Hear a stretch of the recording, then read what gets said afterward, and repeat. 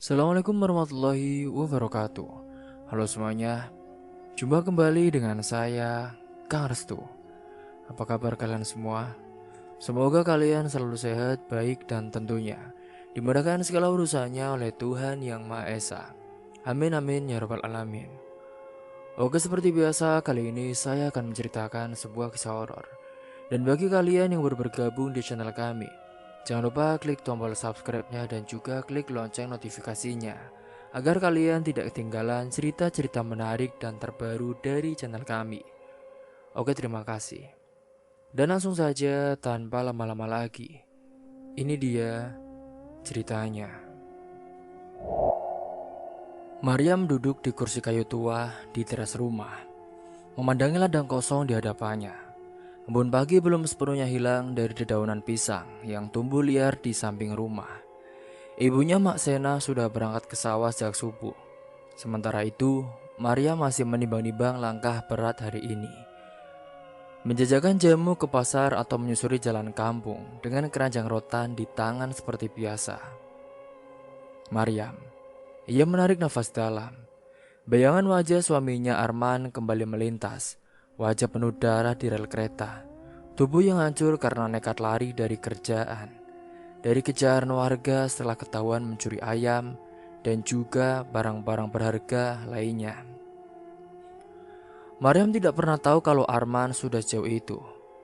Dulu saat menikah, lelaki itu tampak biasa saja, tenang, agak pendiam, tapi cukup manis dalam berbicara. Tapi nyatanya, manisnya hanya di mulut saja. Sejak kematian Arman 3 bulan lalu, hidup Maryam berubah drastis. Ia bukan hanya menjadi janda di usia muda, tapi juga mewarisi hutang suaminya yang tak pernah ia tahu ada. Hutang itu sebesar 5 juta kepada Pak Tamrin, juragan sembako paling disegani dan dibenci sekaligus di desa Samong. Maryam tahu tak bisa lari darinya. Nama baik keluarganya yang sudah hancur sejak Arman mencuri akan semakin terpuruk kalau ia kabur dari kewajiban. Dan Pak Tamrin tidak main-main. Lelaki berperut buncit dan bermata sipit itu pernah mengancam akan menyita rumah kalau Maryam tak segera membayar. Hei, Maryam, ingat ya, suamimu itu pernah hutang kepadaku 5 juta. Kalau tidak segera dibayar, bunganya akan semakin naik. Iya, Pak. Maryam selalu teringat ucapan-ucapan dari Pak itu. Singkatnya saat ini jam sudah menunjukkan pukul 9 pagi.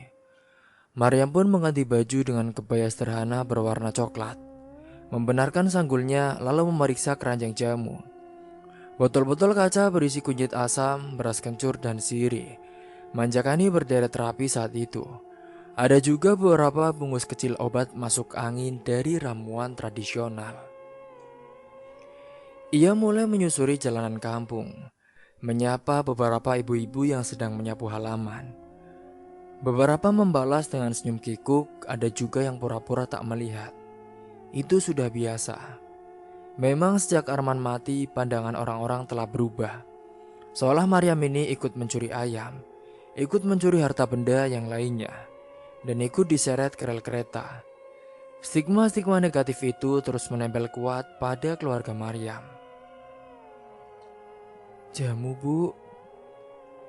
Ini ada kunyit asamnya masih hangat, kata Maryam, menawarkan ke Bu Sarti, istri Pak RT.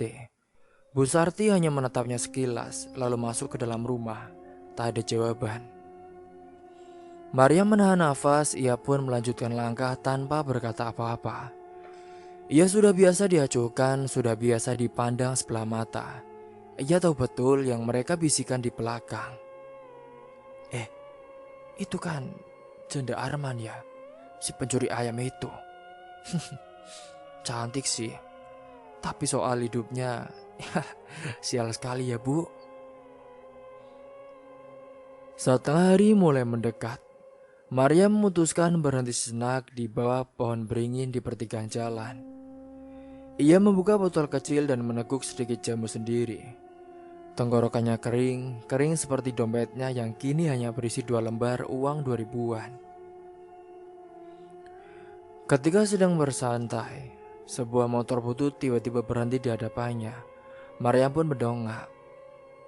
"Yam, Maryam." Itu suara yang membuat tengkuknya dingin. Dia adalah Pak Tamrin. Lelaki itu pun turun dari motor. Wajahnya kusam memakai topi hitam lusuh. Dia berdiri di depan Maryam dengan tangan diselipkan ke saku celana. "Maryam, udah 3 bulan ya. Ingat, kamu masih belum bayar juga." Ucapnya datar tapi tajam. Maryam berdiri mencoba tenang. "Pak, saya belum bisa lunas, Pak. Tapi saya janji saya cicil. Minggu lalu kan saya kasih 100.000 lewat Mak Sena." "Ngus, 5 juta ya Maryam, bukan 500.000. Kalau begini terus, sampai ayam bertelur emas pun gak akan cukup." Maryam menggigit bibirnya, matanya mulai panas, tapi ia tahan. "Saya kerja keras, Pak, jualan jamu, bantu mak di sawah, tapi saya mohon butuh waktu, Pak. Saya usahakan." Pak Tamrin melangkah lebih dekat, matanya menyisir tubuh Maryam dari atas sampai bawah. Maryam mundur setapak merapat ke batang pohon. "Ada cara lain, kalau kamu mau cepat lunas. Tinggal aja semalam saja di rumah saya. Gimana? Nanti utang kamu akan lunas." Bisik Pak Tamrin saat itu. "Maaf Pak." "Udahlah, kamu jangan sok suci. Saya tahu kok kamu butuh uang. Lagian kamu ini janda kan. Gak ada bakal yang bakal ngelarang."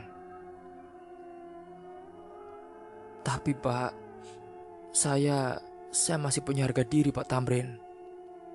"Harga diri? Hah? Suamimu aja pencuri. Harga dirimu berapa sih?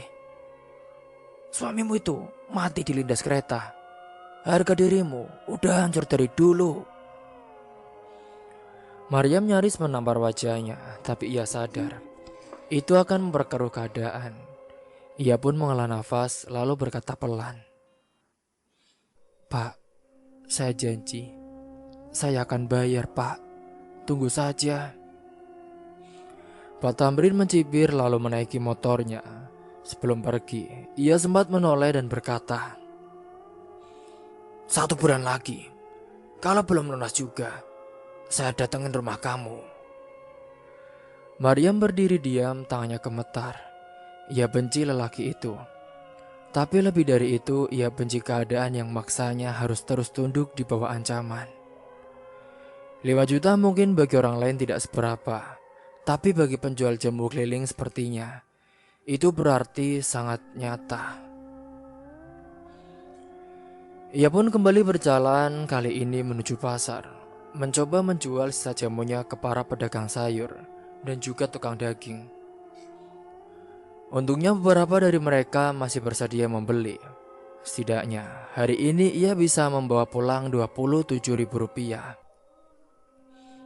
Malam harinya Maryam duduk di samping ibunya yang sedang menambal baju kerja.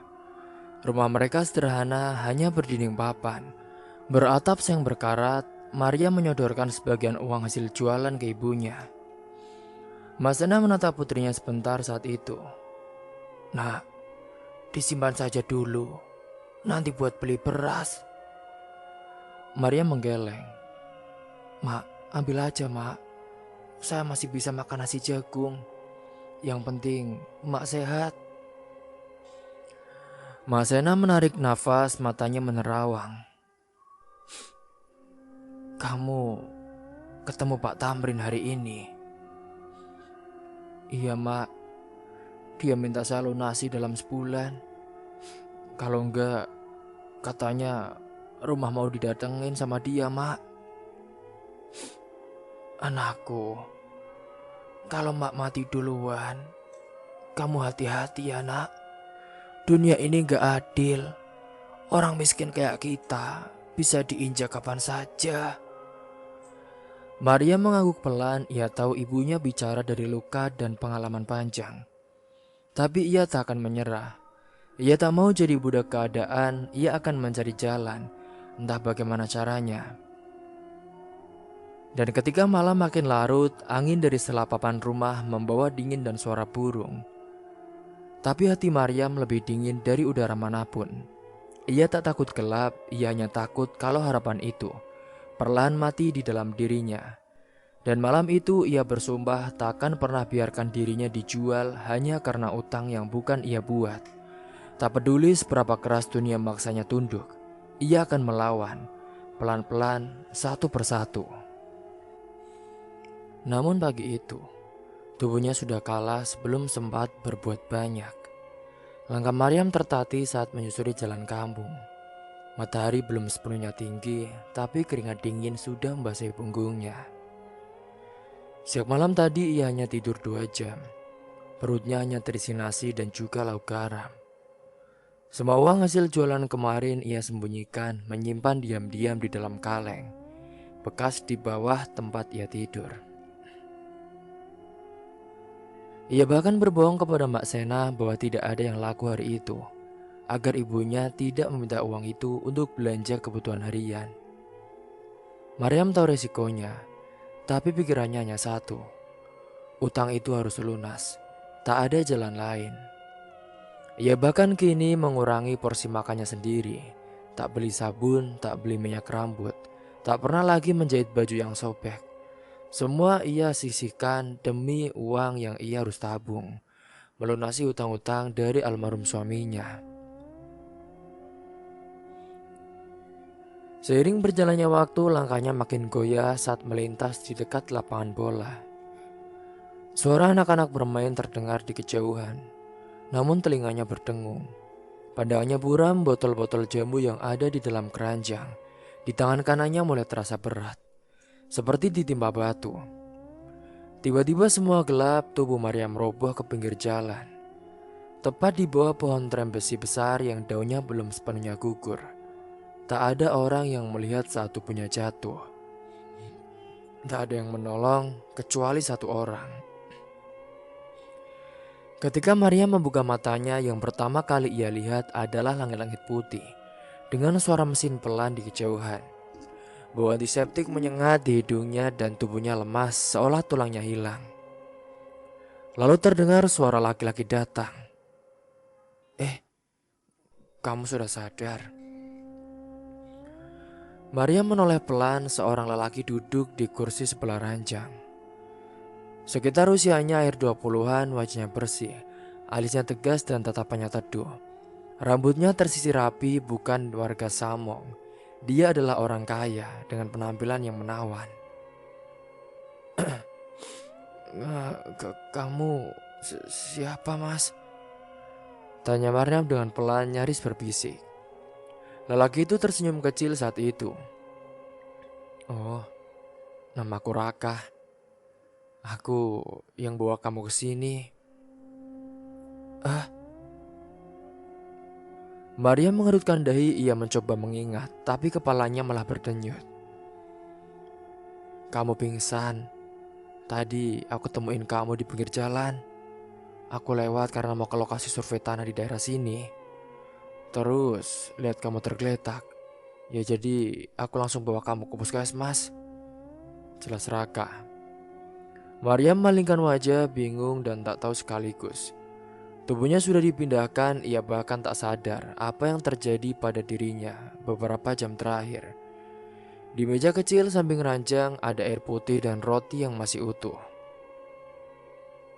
"Oh iya, kamu belum makan kan? Ini makan dulu ya." Maria mengangguk pelan tapi tidak bicara. Ia menunduk menyembunyikan rasa malu dan getir yang menyesakkan dadanya. Saat itu, Raka mengambil roti dan menyodorkan. "Sudah, gak usah malu. Ini makan dulu. Kamu butuh tenaga. Tadi tekanan darahmu sangat turun banget. Kata perawat, kamu juga kurang makan dan kelelahan." Dengan tangan gemetar, Maria menerima roti itu dan menggigit dengan kecil. Lidahnya pahit, tenggorokannya seret, tapi ia paksa menelan. Sambil mengunyah, matanya melirik ke arah lelaki asing itu. "Kamu Orang mana, Mas? Oh, aku kerja di kantor pengembang properti. Jadi, hari ini aku tuh mau ke lokasi tanah yang di arah barat desa ini. Oh, gitu ya, Mas. Iya, tapi malah ketemu kamu di duluan. Mariam hanya bisa mengangguk pelan, ia tak tahu harus berkata apa. Beberapa saat kemudian perawat datang, memberitahu bahwa Mariam sudah boleh pulang jika ia merasa kuat. Raka pun langsung menawarkan untuk mengantar. Mariam sempat menolak tapi Raka bersikeras. Singgahnya tak lama setelah itu, mobil putih milik Raka pun melaju pelan di jalanan desa Samong yang sempit dan juga berbatu. Di dalam Mariam duduk diam dengan keranjang jamunya yang kini kosong di pangkuan. Ia tak bisa menatap lelaki itu terlalu lama. Terlalu banyak pikiran yang bergelut di dalam dadanya. Ketika mobil mulai masuk ke gang rumahnya, warga yang melihat pun langsung berkerumun, anak-anak berlarian sambil berteriak. "Bu, ada mobil, Bu. Ada mobil bagus." Sementara ibu-ibu yang sedang mencuci pun langsung menghentikan aktivitasnya dan mulai bergosip. "Eh, itu siapa ya? Itu bukannya Mariam ya?" "Iya, Bu. Benar, itu Mariam. Tapi kenapa diantar mobil ya?" "Iya sih, siapa itu ya? Ganteng banget lagi. Apa jangan-jangan mau jadi suaminya?" Mariam menunduk semakin dalam. Wajahnya memerah menahan malu. Di depan rumah Mak Senah baru pulang dari sawah dengan tubuh penuh lumpur. Ia terkejut melihat keramaian dan mobil parkir di depan rumah. Mariam pun turun perlahan, Raka membantunya membawa keranjang jamu. Mak Senah berdiri di depan pagar bambu. Matanya membulat. "Ya Allah Mariam, kamu dari mana nak? Kenapa bisa naik mobil?" Serunya dengan panik. Mariam berlari pelan menghampiri ibunya, lalu memeluknya dengan erat. Air matanya tak bisa ditahan lagi. "Mak, maaf mak, aku pingsan tadi pagi." Mak Sena menoleh ke arah Raka. Mas ini siapa ya?" Raka pun langsung membungkuk sopan saat itu. "Saya Raka, Bu. Saya yang nemuin Mariam di pinggir jalan. Saya bantu bawa ke puskesmas. Tadi sudah dicek dokter, sekarang sudah mendingan." Mak Sena terdiam bingung dan juga canggung. Sementara warga makin ramai mendekat, memandangi mobil dan bisik-bisik tak jelas. "Oh ya Bu, boleh saya bantu Mariam masukin ke dalam." Mak Sena mengangguk cepat, mereka bertiga pun masuk ke rumah. Sementara di luar para tetangga mulai berspekulasi. "Eh, itu pasti calonnya ya. Jangan-jangan dia dipelihara orang kaya. Gila ya Mariam, beruntung banget. Wah, ini mah nggak bisa diremehkan tuh." Di dalam rumah saat itu Mariam duduk di depan bambu. Tubuhnya masih lemas, Raka menyodorkan air putih. "Kalau sempat, nanti saya mampir lagi ya Mariam. Tapi sekarang saya harus lanjut kerja dulu." "Iya Mas Raka, terima kasih ya Mas atas bantuannya." "Eh, gak usah panggil aku Mas lah, Raka aja. Yaudah, kamu jaga kesehatan ya." Raka keluar rumah mengucap salam ke Mak Senah lalu pergi. Mobilnya perlahan menjauh meninggalkan awan debu di jalanan kecil itu. Mak Senah menatap putrinya lama. "Kamu belum cerita semuanya ya Mariam. Kenapa kamu bisa pingsan?" Mariam menunduk, suaranya serak. "Ya, aku cuma terlalu capek mak." "Kamu pasti gak makan kan?" Mariam terdiam kemudian mengangguk dengan pelan. Air matanya jatuh lagi tanpa suara. Mak Sena mendekat dan memeluknya. "Nak, mak gak butuh kamu bohong demi ngumpulin uang. Hidup kita tuh udah susah. Ya, tetapi bukan berarti kamu harus nyiksa diri kamu kayak gini, nak. Lagian kan, itu salah suami kamu juga dulu. Sudah, kamu harus jaga kesehatan. Mbak Sena menghela nafas panjang. Nah, kita bisa cari jalan bareng. Jangan kamu sendiri yang pikul semuanya. Iya mak, tapi kan aku cuma pengen utangnya cepet lunas mak. Biar kita tuh hidup tenang, gak diganggu terus sama juragan. Pada malam harinya pun, Maryam kini duduk di tikar sambil menatap lampu minyak. Di luar suara jangkrik bersautan, dalam hatinya ia bingung. Siapa sebenarnya Raka? Kenapa ia bisa muncul tepat saat Maryam butuh pertolongan? Namun yang lebih mengganggu pikirannya adalah desas-desus warga. Ia tahu besok pagi satu desa pasti sudah membicarakan soal mobil mewah yang menjemputnya. Nama baiknya yang baru mulai membaik bisa saja rusak lagi hanya karena asumsi. Maryam hanya bisa menggenggam uang yang diselipkan Raka diam-diam ke keranjang jamunya, yaitu selembar 100 ribuan tertulis kecil di atasnya. Ini buat beli makan ya, biar kamu cepat sehat. Ia tak tahu apakah harus bersyukur atau mulai khawatir. Namun, kini Maryam benar-benar tak pernah merasakan seperti ini. Ada seorang kaya yang benar-benar tulus membantunya dan sedikit memberikan harapan bahwa ia, wanita miskin, bisa dicintai oleh orang siapapun. Tepat 2 hari setelah kejadian itu, rumah Maryam kembali didatangi tamu yang tidak diharapkan. Suasana sore baru saja tenang, angin sepoi membawa bau tanah basah dari sawah belakang. Maryam sedang mencuci botol-botol jamunya di belakang rumah, sementara Mak Sena merapikan hasil panen kecil di ruang depan. Tiba-tiba suara motor meraung di depan rumah, keras dan juga kasar.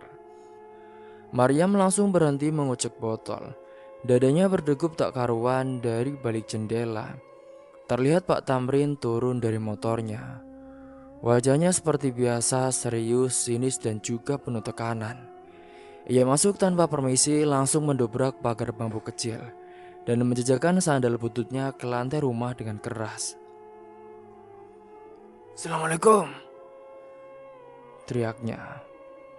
Mak Sena yang mendengar pun buru-buru berdiri. Waalaikumsalam. Ada perlu apa ya Pak Tamrin?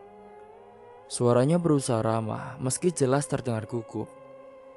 Maria masuk dari belakang masih dengan tangan basah dan kerudung yang belum sempat dibetulkan. Pak Tamrin duduk di kursi kayu membanting tubuhnya dan langsung bersandar seperti rumah itu miliknya. Besok udah masuk tanggal 1 ya. Artinya sudah waktunya tagihan jatuh tempo. Kalau gak dibayar, bunganya nambah. Ingat, sudah 3 bulan saya masih sabar. Tapi kalau terus begini, maaf, saya gak bisa. Mbak Sena menunduk saat itu. Kami tahu Pak, kami juga sedang berusaha, tapi keadaan belum memungkinkan. Maryam berdiri di dekat tiang rumah tak berkata apa-apa. Ianya menatap Pak Tamrin dengan pandangan datar. Hatinya mulai panas tapi ia tahan. Pak Tamrin menoleh ke arah Maryam saat itu. Sebenarnya ada solusi cepat Yam. Kalau kamu mau semua beres, gampang aja. Maryam tidak menjawab tapi sorot matanya berubah tajam. Kalau kamu mau, kamu bisa jadi istri muda saya. Saya ini orang mapan, rumah ada, warung lancar. Kamu gak akan susah hidupnya. Ibu kamu juga pasti akan terjamin makmur. Mak Sena langsung berdiri saat itu, wajahnya pucat. Maaf Pak, saya minta Bapak jangan bercanda kayak gitu ya Pak. Loh Bu, emangnya siapa yang bercanda Bu Sena? Saya serius loh. Daripada anak ibu ini kerja keras sampai pingsan segala, mending jadi istri saya. Nanti saya anggap lunas semua utangnya. Bahkan saya juga bisa bantu ibu. Ibu bisa ikut pindah di rumah saya. tempat saya tinggal sekarang, Bu. Maryam mengangkat dagunya. Pak Tamrin, jangan kurang ajar ya, Pak. Saya bukan barang, Pak Tamrin. Dasar sosokan kamu miskin. Ini tuh tawaran bagus loh, Maryam. Hidup kamu loh sekarang susah. Jualan jamu keliling gak cukup buat bayar hutang. Saya kan cuma kasih kamu jalan keluar. Lagi pula, mantan suamimu itu, ya maaf-maaf saja ya, sudah bikin nama kamu rusak. Siapa juga sih yang mau nikah sama janda pencuri ayam? Hah? Pak Tamrin, cukup ya Pak. Anak saya bukan pelacur, bukan pencuri. Bukan juga perempuan yang bisa dibeli dengan utang. Yang berutang itu almarhum suaminya, Pak, bukan Maryam. Mak Sena semakin mengeras meski tangannya gemetar saat itu. Ia benar-benar sudah tak kuat dengan ucapan dari Pak Tamrin. Namun Pak Tamrin hanya menyeringai. Ia berdiri dan merapikan kerah bajunya. Saya tuh cuma tawarin ya Bu. Kalau gak mau, ya sudah. Tapi mulai besok, utangnya kena bunga 100.000 seminggu. Saya tunggu pelunasannya minggu depan. Kalau enggak, saya datangi lagi dan jangan salahkan saya. Kalau saya bawa saksi dan juga surat. Silakan saja Pak, saya hadapi, kata Maryam tanpa menoleh. Pak Tamrin menatap Maryam sejenak, tatapan penuh kemarahan. Ia pun membalikkan badan dan keluar dari rumah, membanting pintu kayu hingga engselnya berderit. Suara motornya memekakan telinga saat ia pergi. Di luar, beberapa anak kecil yang tadi pagi bermain langsung berlarian menjauh, sementara Mak Senah duduk perlahan di dipan. Tangannya menutupi wajahnya, ia menangis dalam diam.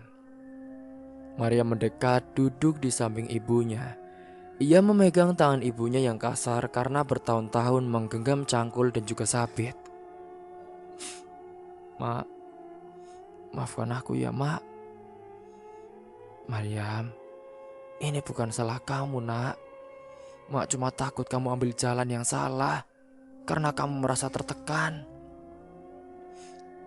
Mak, sampai mati pun Mak, aku gak bakal mau jadi istri dia Mak. Mending aku ngamen di pasar, mending aku bersihin kandang ayam tiap hari asal bukan itu jalannya Mak. Iya Maryam, Mak tahu perasaan kamu. Mak Sena menatap putrinya lalu memeluknya dengan erat. Pelukan seorang ibu yang ingin menelan seluruh kesedihan anaknya agar tak menyisakan beban di pundaknya. Tapi kenyataannya beban itu terlalu besar untuk seorang Maryam. Singkat cerita, pada malam harinya setelah selesai sholat, kini Maryam duduk memandangi kaleng bedak bekas yang ia sembunyikan di bawah tikar. Di dalamnya ada sisa uang Rp275.000, namun belum cukup untuk setengah dari utang pokok. Ia menghela nafas lalu menulis angka-angka di kertas itu. Ia menghitung kemungkinan dari hasil jualan pinjaman atau kerja sambilan. Pikirannya kalut. Bahkan sampai ia terlelap masih terbayang wajah sinis Pak Tamrin. Tatapan yang ingin membeli kehormatannya dengan harga murah. Hingga malam itu pun ketika ia tertidur. Dan keesokan paginya Maryam kembali mengisi botol-botol jamu dengan tangan dingin. Kali ini ia membawa lebih banyak meski tahu belum tentu semua akan terjual. Ia bertekad apapun yang terjadi, ia akan berjuang. Ia tak ingin utang itu mengikat hidupnya selamanya. Dan ia pasti akan buktikan bahwa kehormatan perempuan tak bisa dihitung dengan bunga utang. Tapi apa yang belum ia tahu adalah perjuangannya baru saja dimulai. Dan sosok Raka yang sempat hadir 2 hari lalu belum benar-benar pergi dari hidupnya. Raka adalah cerminan hidup yang membuat Maryam semakin semangat menjalani kehidupan ini. Ia berharap bahwa ada orang baik yang benar-benar bisa menolongnya, dan ia juga berhak mendapatkan rasa cinta dari orang yang ia suka. Pada pagi itu, langit desa Samong tampak bersih. Awan berarak tenang di atas hamparan sawah yang mulai menguning. Maryam melangkah ringan membawa keranjang jamu.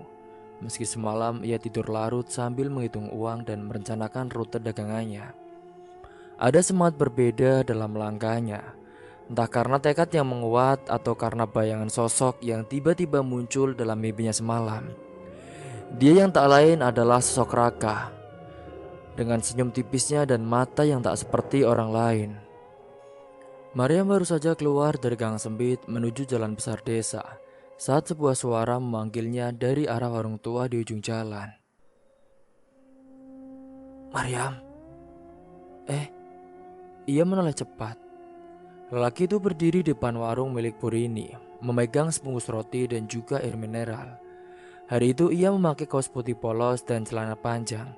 Tampak santai tapi tetap rapi. Maryam terdiam sejenak, tak menyangka mereka akan bertemu lagi secepat ini.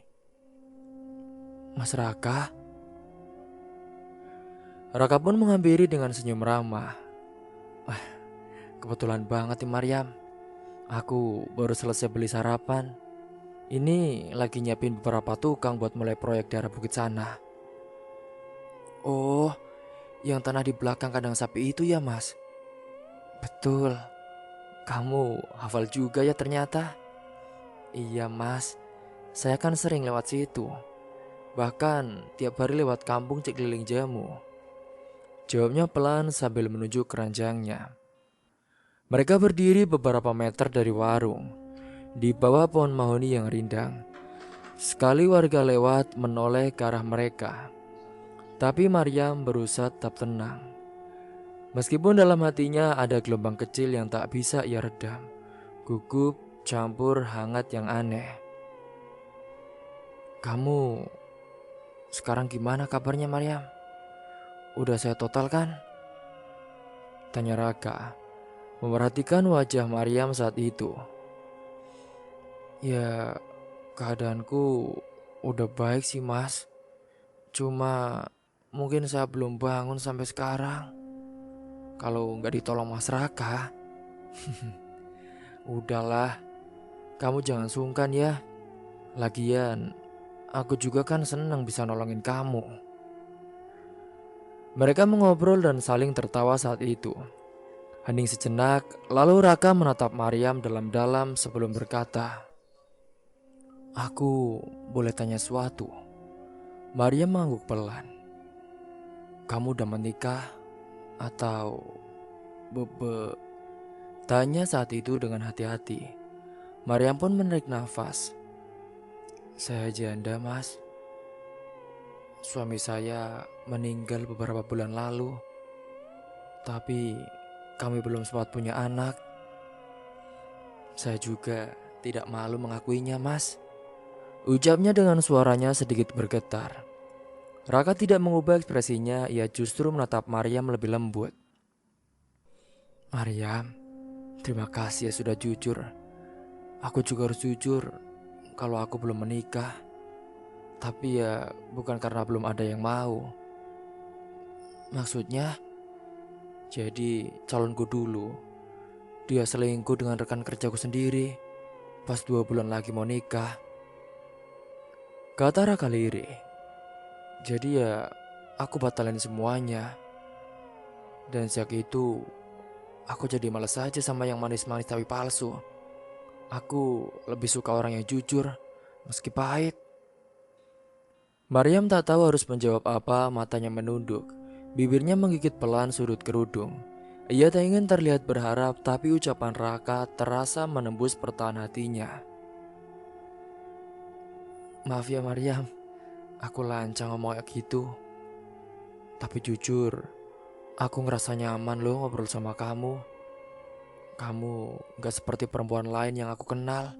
Kamu sederhana, apa adanya. Aku bisa lihat ya kamu tuh punya luka, tapi kamu gak sembunyikan itu. Dan itu membuatmu kuat. Maryam menoleh perlahan, matanya sedikit berkaca. Ia merasa dilihat, benar-benar dilihat. Bukan hanya kulit luar saja dan juga status jandanya. Oh iya Mas Raka, tapi saya kan bukan perempuan yang punya banyak. Rumah saya saja cuma papan. Pakaian saja ya jelek gini. tabungan saya juga nihil. Saya bukan perempuan yang bisa dibanggakan, Mas. Katanya dengan suara yang nyaris berbisik. Raka menggeleng saat itu.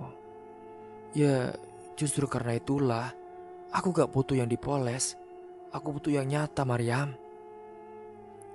Maryam menunduk lagi, ia bisa merasakan wajahnya memanas. Beberapa menit mereka hanya diam sampai akhirnya Raka membuka suara lagi. Oh iya, kalau kamu gak keberatan, aku pengen ajak kamu jalan sebentar. Gak jauh kok, cuma keliling kampung atau duduk di warung sambil minum teh. Aku pengen kenal kamu lebih jauh, tapi juga ya gak mau ganggu kamu juga sih. Jadi kalau kamu keberatan, aku ngerti kok. Maria mendongak pelan, ada senyum kecil di bibirnya. Senyum ragu-ragu tapi tulus. Saya gak keberatan, Mas. Asal jangan ganggu jam kerja saya jual jamu. Soalnya saya juga mau bayar hutang. Iya, janji deh gak ganggu. Cuma butuh waktu sebentar aja. Nanti aku beli deh semua jamunya, biar kamu gak rugi. Aduh, kamu itu bisa aja, Mas. Ya gak usah segitunya juga kali. Mereka semakin terlihat semakin akrab. Mereka pun akhirnya duduk di bangku panjang di depan warung puri ini. Raka memesan 2 gelas teh hangat dan juga roti goreng. Obrolan mereka mengalir ringan, tentang kampung, tentang masa kecil, bahkan tentang hal-hal kecil seperti warna kesukaan dan makanan favorit mereka masing-masing. Raka mendengarkan setiap cerita Maryam dengan sungguh-sungguh, dan Maryam mulai terbuka, menceritakan bagaimana dulu ia punya mimpi ingin buka toko jamu sendiri, tapi tak pernah sempat karena menikah muda dan hidup dalam kesulitan. Oh iya, kalau kamu punya toko sendiri, emangnya kamu mau di mana? Ya, aku pengennya sih dekat pasar, Mas, biar gampang dicari orang. Tapi itu cuma mimpi kok. Loh, kalau mimpinya dikejar pelan-pelan, bisa aja jadi kenyataan.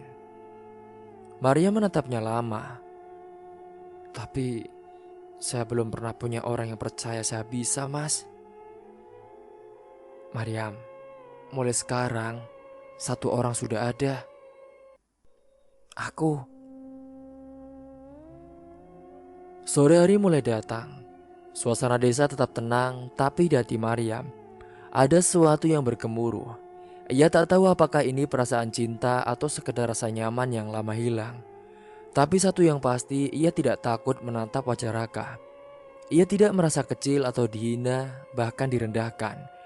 Kini untuk pertama kalinya sejak lama, Maria merasa dihargai sebagai manusia, bukan sebagai janda, sisa masalah orang lain. Bahkan sebelum berpisah, Raka pun menawarkan tumpangan pulang. Tapi Maria menolak dengan halus. Gak usah, Mas, aku gak enak. Soalnya biar gak jadi bahan gosip, Mas. Tapi kalau Mas mau datang ke rumah, kapan-kapan aja ya. Saya dan Ma siap nyuguhin teh panas dan makanan favorit Mas. Iya deh, aku catat undangannya ya. Nanti aku datang bukan sebagai tamu, tapi sebagai teman dekat kamu yang ingin kenal lebih dekat. Nanti aku juga janji bakal kenalin kamu ke keluarga aku. Maria mengangguk pelan lalu melangkah pulang sambil menahan senyum. Di dalam keranjang botol-botol jamu belum semuanya laku. Tapi hatinya hari itu terasa paling penuh. Ia belum tahu kemana arah semua ini, tapi untuk pertama kalinya langkahnya terasa ringan, bukan karena hidup lebih mudah, tapi karena tak lagi dijalani sendirian. Ketika ia pulang berjualan saat itu, ia tersenyum sendiri. Bahkan Mak Sena yang di rumah, ia sangat senang ketika melihat Maryam tampak bahagia. Maryam, kamu kenapa sih? Dari tadi di jalan, Mak liatin kok kayak lagi bahagia banget. Iya, Mak. Soalnya hari ini aku bertemu Mas Raka. Dia katanya mau main ke rumah kita, Mak. Terus nanti aku mau diajak ke rumahnya. Ya Allah, mungkin dia suka sama kamu kali ya. Nggak juga, Mak. Ya udah deh, Mak. Aku mau siap-siap dulu ya, mau mandi. Gerah habis jualan. Ya sudah, nanti makan ya. Itu Mak udah masakin. Iya, Mak. Oh ya, Mak. Ini ada uang sedikit. Aku tabung ya, Mak, buat bayar hutang. Iya, Mariam. Semoga hutangnya cepat lunas ya. Biar kita nggak diteror terus sama juragan. Iya, Mak. Amin. Setelah menjalani hari-hari itu, Mariam pun kini bebersih tubuhnya.